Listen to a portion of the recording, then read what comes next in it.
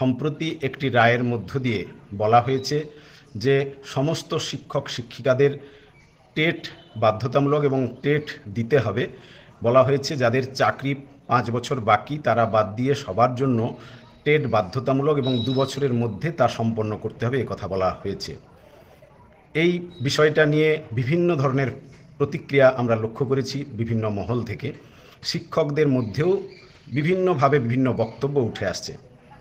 আমি প্রথমেই যে কথাটা আপনাদের উদ্দেশ্যে বলবো যে রাইট টু এডুকেশন অ্যাক্ট 2009 সেখানে যেটা বলা হয়েছিল, যেসব কথাগুলো বলা হয়েছিল তার মধ্যে যেগুলো সকলে আমরা হয়তো জানি না, যে বিদ্যালয়গুলি কিভাবে গড়ে উঠবে, তার সার্বিক পরিকাঠামো কেমন হবে, শিক্ষক কেমন থাকবে, ছাত্রপিছু শিক্ষকদের রেশিও কেমন, এগুলো যদি দেখেন তাহলে অনেকগুলোই কিন্তু শর্ত রয়েছিল।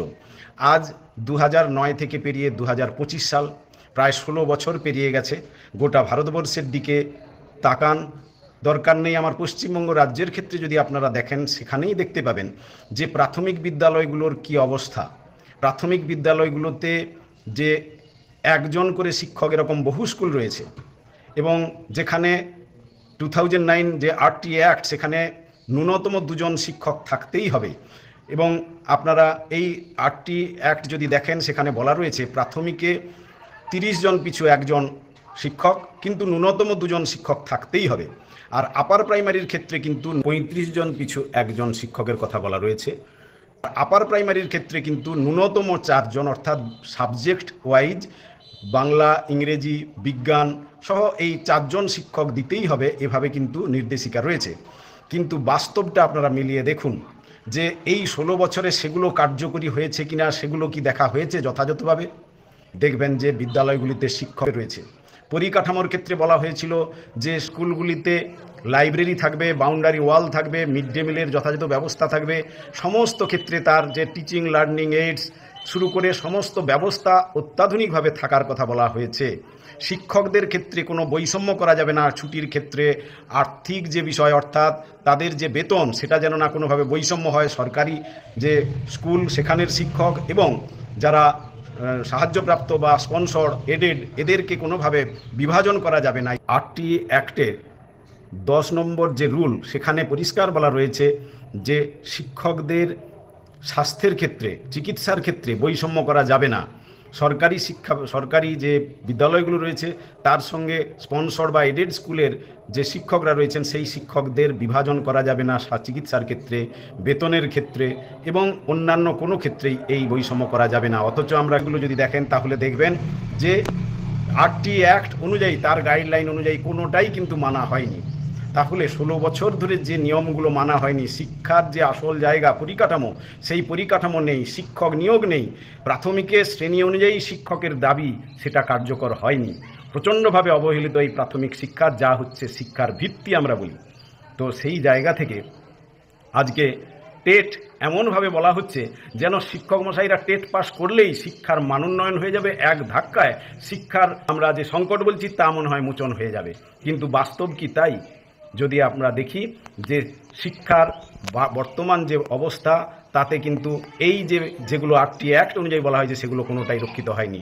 শুধু আপার প্রাইমারি নয়, মাধ্যমিক উচ্চ মাধ্যমিক স্তরে যে সংখ্যক শিক্ষক প্রয়োজন তা নেই, বিষয় শিক্ষক নেই। উচ্চ মাধ্যমিক স্তরগুলোতে দেখবেন ফিজিক্স, কেমিস্ট্রি, ম্যাথমেটিক্স বা আর্টসের বিভিন্ন সাবজেক্ট যদি দেখেন তাহলে দেখবেন সেই সব প্রয়োজনীয় বিষয়গুলো নেই। এইভাবে বিদ্যালয়গুলো চলছে। টেটের কথা বলা হচ্ছে, যারা সেই প্রথম এসএসসি অর্থাৎ 98 সাল থেকে যারা নিযুক্ত হয়েছেন তারা তো পরীক্ষা দিয়েছেন, তারা জিকে দিয়েছেন, সাবজেক্ট দিয়েছেন, সেই পরীক্ষার কি কোনো মূল্য নেই? 2009 যেখানে লাগু হয়েছে আইন, সমস্ত শিক্ষকদের ক্ষেত্রে এই কথাগুলো বলার মধ্য দিয়ে আসলে যে বিষয়টা হচ্ছে যে সরকারি শিক্ষা ব্যবস্থা থেকে অভিভাবকরা তাদের সন্তানদেরকে সরিয়ে নিচ্ছে কেন, এই পরিকাঠামো নেই, শিক্ষক শিক্ষিকা নেই, এগুলোর দিকে কিন্তু নজর নেই। এই আসল কাজগুলো না করে এমনভাবে এক একটা পদক্ষেপ নেওয়া হয়েছে যে শিক্ষক মশাইদের মধ্যে একটা বিভাজন, কার টেট আছে কার টেট নেই। আবার আজকে যারা মনে করছেন যে টেট আমার তো রয়েছে আমি নিরাপদ, ভেবে দেখুন কারো 90 নম্বরের টেট দিয়েছেন, কেউ 150 নম্বরের দিয়েছেন, ওখানে বলা রয়েছে 150 নম্বরের টেট দিতে হবে।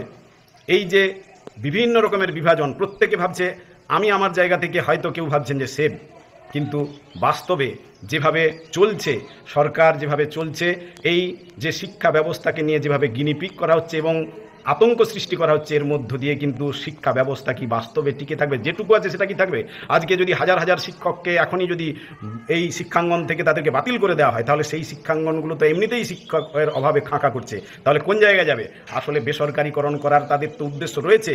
এই যে এত বড় উদ্দেশ্য নিয়েই নাকি এই 8টি অ্যাক্ট করা হয়েছে, সেই 8টি অ্যাক্ট অনুযায়ী কোনো ব্যবস্থা আজ পর্যন্ত না হওয়ার ফলে যে বেসরকারির দিকে চলে যাচ্ছে, বিভিন্ন শিক্ষকদের মধ্যে বিভাজনের মধ্য দিয়ে আসলে এই যে সরকারি শিক্ষা ব্যবস্থা ধীরে ধীরে দেখা যাচ্ছে যে সেখানে ছাত্রী শূন্য অবস্থার দিকে যাচ্ছে ক্রমাগত, সে ব্যাপারে কিন্তু কোনো দৃষ্টি নেই। এইভাবেই কিন্তু বেসরকারিকরণ করা হচ্ছে ভালো কথার আড়ালে। এ জায়গা থেকে আমি সমস্ত শিক্ষক বা যারা শিক্ষানুরাগী ব্যক্তি, অভিভাবক, তাদের উদ্দেশ্যে যে আসল উদ্দেশ্য কিন্তু সরকারি শিক্ষা ব্যবস্থাকে এইভাবে ভালো কথার আড়ালে সেগুলোকে একেবারে ধ্বংস করে দেওয়া, এই উদ্যোগটাই কিন্তু নেওয়া হচ্ছে। এই জায়গাটাকে যদি আমরা প্রতিরোধ করতে না পারি, তাহলে সরকারি যে ব্যবস্থা, সরকারি শিক্ষা ব্যবস্থা, তা কিন্তু এমনিতেই প্রায় ধ্বংসের পথে, সেটাকে আরও দ্রুত ধ্বংসের দিকে নিয়ে যাওয়া হচ্ছে, নিয়ে যাওয়া হবে। আমরা এখানে যদি মনে করি আজ আমি এই ব্যবস্থার মধ্যে টিকে গেলাম, কিছুদিনের আগে আপনারা জানেন 16 সালের যে ক্যান্ডিডেট, তাদের অবস্থা, তাদের দেখুন, সকলকে কাঠগড়ায় দাঁড় করিয়ে দিয়ে সেখানে একটা করা হয়েছে এবং সেখানেও দেখা যাচ্ছে যে বিভিন্ন যারা স্থায়ী শিক্ষক তারা সেইভাবে কিন্তু রিয়্যাক্ট করতে পারেনি, তাদের পাশে গিয়ে দাঁড়াতে পারেনি। তারা ভেবেছে, অনেকে ভেবেছে এটা তো আমাদের সমস্যা নয়। আবার আজকে 32,000 যে প্রাইমারি শিক্ষক, তাদেরও আজকে সংকটের জায়গায় রয়েছে, আদালতে ঝুলছে। কি রায় আসবে আমরা কেউ জানি না, কিন্তু সে বিষয়টা নিয়েও যদি আমরা মুখ না খুলি এবং এই জায়গায় এক হয়ে যদি না দাঁড়াই, প্রত্যেকের কাছে কিন্তু খাঁড়া নেমে আসবে আলাদা আলাদা করে, আর আমরা প্রত্যেকেই ভাববো যে আমার উপর মনে হয় খাঁড়াটা নামবে না। আসলে প্রত্যেকের উপর কিন্তু আক্রমণ নেমে আসবে এবং যার মধ্য দিয়ে শুধু শিক্ষক নয়, শিক্ষা ব্যবস্থার উপর আক্রমণ। এই টেট পরীক্ষা দেওয়ার মধ্য দিয়েই কি প্রকৃত যোগ্যতা নির্ধারণের একটা মাপকাঠি বলা যেতে পারে? এতদিন যারা শিক্ষকতার কাজ করছেন, সেই প্রথম এসএসসির আগে থেকে বা প্রথম এসএসসি থেকে তো বহু হাজার হাজার শিক্ষক শিক্ষিকা রয়েছেন অভিজ্ঞ, তারা যে পরীক্ষা দিয়ে এসেছিল তার কোনো মূল্য নেই। তারা কিন্তু নিজেদের সাবজেক্ট এবং জিকে বিভিন্ন ধরনের যে পরীক্ষাগুলো, সেই কঠিন পরীক্ষার মধ্য দিয়েই তারা কিন্তু নিযুক্ত হয়েছিলেন। 8টি অ্যাক্টে কোথাও এইভাবে অন্তত বলা রয়েছে বলে আমার জানা নেই যে সবাইকে বিগত দিন থেকে তার লাগু করতে হবে। এর জন্য রাজ্য সরকার যদি তার যথাযথ ভূমিকা না নেয়, তাহলে রাজ্য সরকারকেও তার দায়িত্ব নিতে হবে। রাজ্য সরকারকে যথাযথ উদ্যোগ নিয়ে সুপ্রিম কোর্ট বা কেন্দ্রীয় সরকার সব জায়গায় তারা জানাক যে রাজ্যের এই পরিস্থিতির পরিপ্রেক্ষিতে কিভাবে রক্ষা করা যাবে এই অবস্থার থেকে, সেই বিষয়ে তারা পদক্ষেপ গ্রহণ করুক। সার্বিকভাবে এই যে সংকট নামিয়ে আনা হয়েছে শিক্ষার উপর, অন্য কারো কিন্তু যোগ্যতার বিষয় বলা হচ্ছে না, যোগ্যতার বিষয়ে কিন্তু কোনো বিচারকের পুনরায় পরীক্ষা দেওয়ার কথা বলা হচ্ছে না, অন্যান্য পেশার কাউকে কিন্তু বলা হচ্ছে না। একটা সময় পেরিয়ে যাওয়ার পর তাদেরকে যোগ্যতার পরীক্ষায় বসানোর জায়গায় বসালে কৃতকার্য হওয়ার যে রেশিও বা সম্ভাবনা, সেটা কিন্তু অত্যন্ত কম। পরবর্তী শিক্ষক বা শিক্ষিকাকে যদি 20 বছর পরে একটা পরীক্ষা নেওয়ার কথা বলা হবে, তখন তিনি ওই একইভাবে তার যোগ্যতা মানের যে পরীক্ষা সেখানে উত্তীর্ণ হতে পারবেন তো? একইভাবে ফিরে আসতে পারে কি? বাস্তবসম্মত কি এই ব্যবস্থা কি এই প্রক্রিয়ায় ছিল? তাহলে হঠাৎ করে এইভাবে আমদানি করার মধ্য দিয়ে সরকারি শিক্ষা ব্যবস্থাগুলো একেবারে ধ্বংসের দিকে যাচ্ছে, সেগুলো নিয়ে কিন্তু কোনোভাবেই মাথা ব্যথা নেই। শুধু এই একটি বিষয়কে কেন্দ্র করে তারা যে ভূমিকা নিচ্ছে, যার মধ্য দিয়ে আসল উদ্দেশ্য কিন্তু এই শিক্ষাকে বেসরকারিকরণ বলেই আমরা মনে করি। মিড ডে মিলের বলা হয়েছে এই 8টি অ্যাক্টে যে পুষ্টিকর খাদ্য দিতে হবে, কিন্তু আমরা কি দেখি? পুষ্টিকর খাদ্য দেওয়ার জন্য যে অর্থ বরাদ্দ করা হয়েছে সেটা কি যথাযথ? কম্পোজিট গ্র্যান্ট, আপনারা জানেন কম্পোজিট গ্র্যান্ট একটা সামান্য, সেটাকে দিয়ে স্কুলের চক ডাস্টার থেকে শুরু করে যে জরুরি যে কাজ, সেগুলোই কিন্তু কেনার জন্য, সেগুলোর প্রয়োজনে ব্যবহার করা হতো, সেটাও পর্যন্ত বন্ধ করে দেওয়া হয়েছে। সেগুলো নিয়ে কিন্তু কোনো উচ্চবাচ্য নেই। শিক্ষা ব্যবস্থাটা যে কুরে কুরে তিলে তিলে ধ্বংসের দিকে নিয়ে যাওয়া হচ্ছে, সে ব্যাপারটা নিয়ে কিন্তু কোনো ভূমিকা নেই। অথচ এমন একটা ব্যাপার, এমন একটা বিষয় তৈরি করা হচ্ছে জনসমক্ষে, যেন শিক্ষার শুধু ওই টেটের মধ্য দিয়েই কিন্তু শিক্ষার মান বিরাট জায়গায়, উন্নয়নের জায়গায় চলে যাবে। অন্যান্য পরিকাঠামো, বিদ্যালয়ের যে আধুনিকীকরণ, তার যে আধুনিক ব্যবস্থার মধ্য দিয়ে ছাত্রছাত্রীদের কাছে আকর্ষণীয় করে তোলার যে প্রক্রিয়া বা পদক্ষেপ, সেগুলো কিন্তু করা হচ্ছে না। তাহলে এর মধ্য দিয়ে যেটা সরকার সরকারের যে উদ্দেশ্য, আসল উদ্দেশ্য এই শিক্ষার জায়গাটাকে নষ্ট করে, সরকারি শিক্ষা ব্যবস্থাকে নষ্ট করে বেসরকারি জায়গাটাকে কিন্তু শক্তপোক্ত করতে চাইছে।